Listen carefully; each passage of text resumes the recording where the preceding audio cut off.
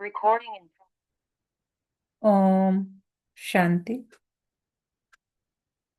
ओम शांति।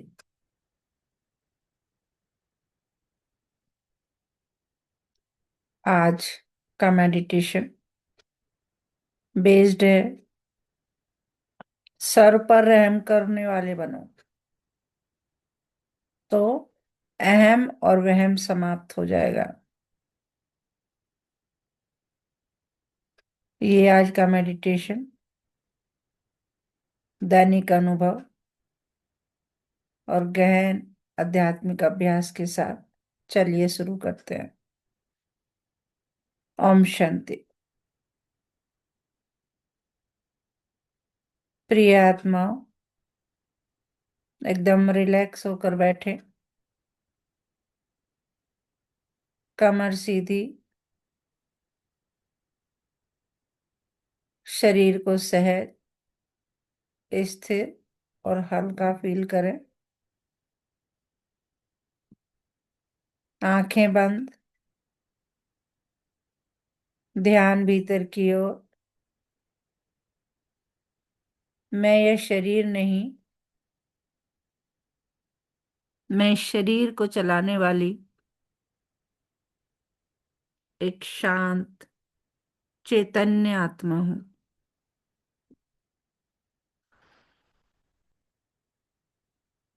आज का यह ध्यान हमारे अहम और वहम को समाप्त कर आत्मा को करुणा और रहम से भरने के लिए है।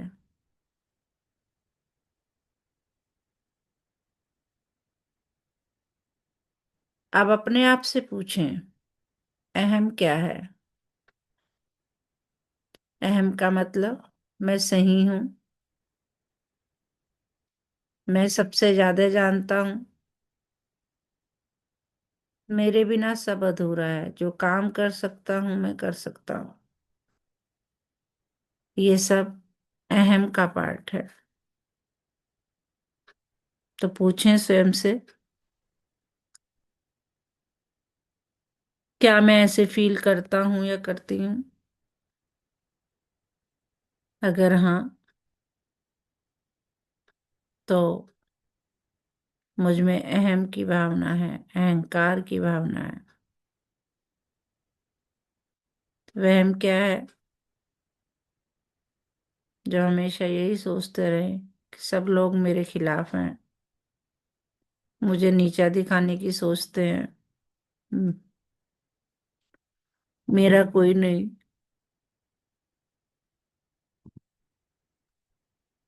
जब ऐसी भावनाएं मन में आती हैं तो उसे कहते हैं वहम।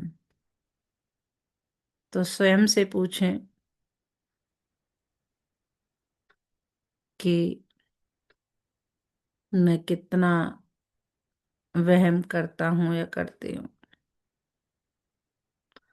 बाप दादा कहते हैं,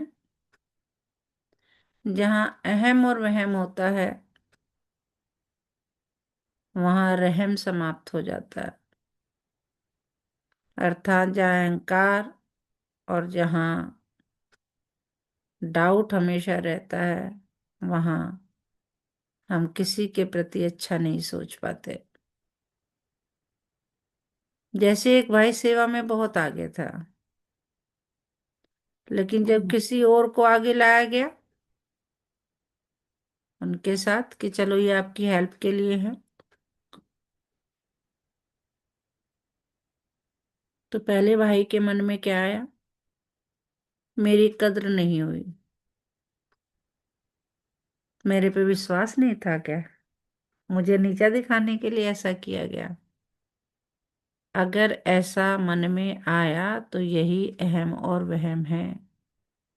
लेकिन जैसे ही उसने सोचा यह आत्मा भी मेरी ही तरह बाबा की संतान है, तो मन हल्का हो गया। यानी उसके अंदर क्या आई? रहम की भावना। जैसे ही रहम आया, वहम और अहम समाप्त। अब आप भी देखें आपके भीतर कहाँ अहम बोलता है, कहाँ वहम उठता है। बस देखें, जज करें, चेक करें, चेंज करें। रहम क्या है? आत्मा से आत्मा का संबंध। अब ध्यान ले चले रहम की ओर। रहम मतलब सामने वाले को दोषी नहीं, बल्कि कमजोर आत्मा समझना। जैसे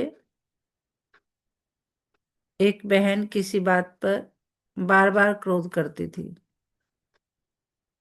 दूसरी बहन ने सोचा यह गलत है, तो क्या हुआ? रहम नहीं हुआ। लेकिन जैसे ही बाबा की स्मृति आई, बाबा के ज्ञान की स्मृति आई, क्या कि यह आत्मा भी संस्कारों से जूझ रही है। उसने मन में दुआ दी, बाबा इसे शक्ति दो, ये आत्मा बीमार है।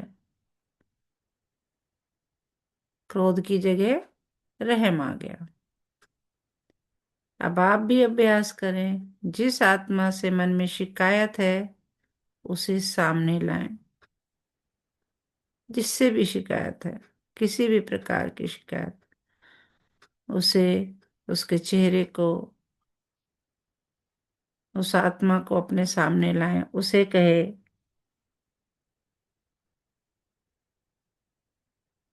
तुम मेरी बहन या भाई आत्मा हो।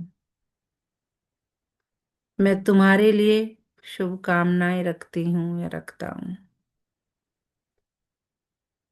मन ही मन कहते जाएं कि हम सब आत्मा भाई भाई हैं। मेरे मन में तुम्हारे प्रति सिर्फ और सिर्फ शुभकामनाएं हैं। बाबा आपको भी शक्तिशाली बनाए। तो रहम से अहम का विसर्जन हो जाता है।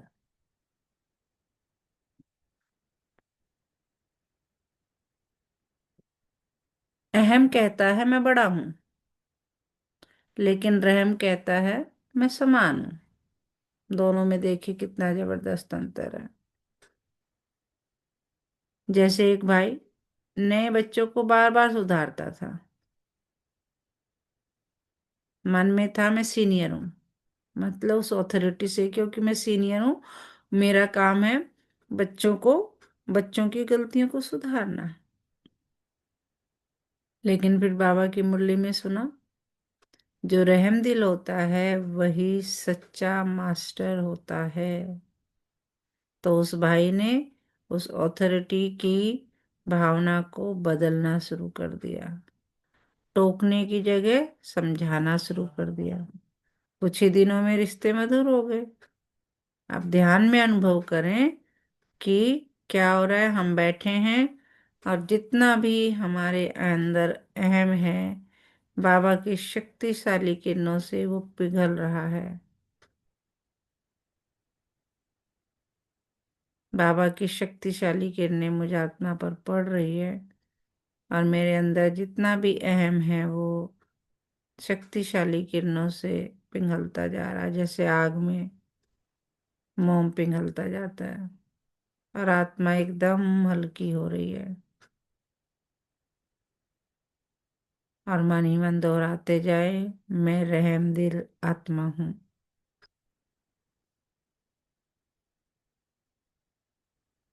रहम से वहम का भी अंत होता है। वहम हमें क्या सिखाता है? सब मेरे विरुद्ध है, पता नहीं सब मुझे गलत क्यों समझते हैं, मुझे नहीं समझा जाता। लेकिन रहम सिखाता है, हर आत्मा अपनी यात्रा में है। सब आत्माएं इस ड्रामा में अपना अपना पार्ट बजा रही है। जैसे एक बहन को लगा कि सब मुझे नजरअंदाज करते हैं, तो चिड़चिड़ी रहती थी। फिर उसने बाबा से कहा, बाबा मैं अकेली हूं। तो भीतर से उत्तर आया, तू अकेली नहीं, तू मेरी है। तो उसने क्या किया, उसकी अपेक्षा बाबा से बढ़ गई और सबसे अपेक्षा करनी छोड़ दी और सबके लिए रहम और शुभ भाव रखने लगी। तो क्या हुआ, वहम अपने आप ही समाप्त हो गया। इसी प्रकार आप सब भी अनुभव करें, मैं सुरक्षित हूँ, बाबा मेरे साथ है, मुझे किसी प्रमाण की आवश्यकता नहीं। फील करते जाएं अपने आप को। अब बाबा कहते हैं, जो रहम दिल है वही मास्टर सर्वशक्तिमान है। क्यों? क्योंकि क्रोध में शक्ति नहीं, रहम में अपार शक्ति है। जैसे एक वरिष्ठ आत्मा कभी ऊंची आवाज नहीं करती, कोई गलती करे तो भी चेहरे पर शांति। तो किसी ने पूछा जिज्ञासु ने, आपको गुस्सा नहीं आता? तो उत्तर मिला, गुस्सा कमजोरी है और रहम शक्ति है। तो आप भी अनुभव करें, मैं शक्ति से भरपूर हूँ, मेरी शक्ति है रहम, करुणा, शुभ भावना, शुभकामना। अब बाबा के इस महावाक्य को गहराई से फील करें। मैं रहमदिल आत्मा हूँ, बाबा की शक्तियों से मेरे अहम और वहम समाप्त हो रहे हैं। मैं हल्की, स्वच्छ और शक्तिशाली हूँ। कुछ क्षण इसी शांति में स्थित रहे।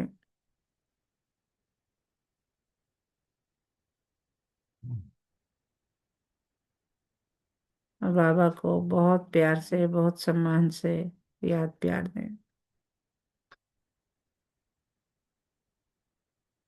और सुबह शाम इस अभ्यास को दोहराएं। सुबह के लिए कुछ अफर्मेशंस जो कि दिन की दिशा को सेट करेंगे। मैं आत्मा हूँ, मैं शांत, पवित्र, शक्तिशाली आत्मा हूँ।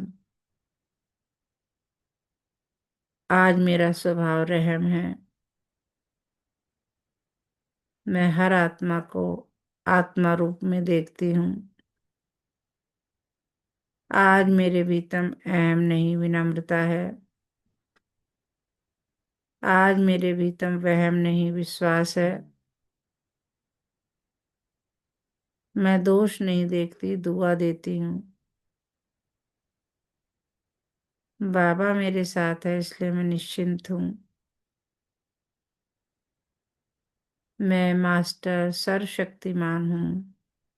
मेरी शक्ति है करुणा, रहम, शुभ भावना, शुभकामना। आज मैं सर पर रहम करने वाली हूँ। ये सारे अफर्मेशन सुबह उठते ही करें। शाम को दिन की सफाई और हल्कापन लाने के लिए अफर्मेशन सोने के जस्ट पहले। दिन भर के दृश्य सब शांत हो रहे हैं। आज यदि कहीं अहम आया, मैं उसे छोड़ रही हूँ। आज यदि कहीं वहम आया, मैं उसे समाप्त कर रही हूँ। जिन आत्माओं से टकराव हुआ, मैं उन्हें दिल से दुआ देती हूँ। आज मैंने जहां जहां रहम किया, वहां मेरी शक्ति बढ़ी। बाबा आपने मुझे पूरा दिन हल्का और सुरक्षित रखा। अब मैं आपके स्नेह में निश्चिंत होकर विश्राम करती हूँ। मैं रहम दिल आत्मा हूँ। अहम और वहम अब मेरे लिए नहीं, सब योग अग्नि में भस्म हो गए हैं। मैं रहम दिल आत्मा हूँ, दोष नहीं, दुआ मेरा स्वभाव है। और इसी संकल्प के साथ बाबा की गोद में सो जाएंगे और फिर नए दिन की शुरुआत नए अफर्मेशन से करेंगे। इससे संपूर्ण जीवन बहुत ही प्रेम में, करुणा में बन जाएगा। और क्योंकि हम जानते हैं शरीर की 95% बीमारियां गलत आहार विहार से ही होती है। और जैसे ही हम अच्छा सोचेंगे, अच्छा करेंगे, अच्छा खाएंगे, वैसे ही हमारी 95% शारीरिक बीमारियां भी समाप्त हो जाएंगी। तो इस अभ्यास से हम तन मन धन सभी से भरपूर होंगे। अच्छा, ओम शांति।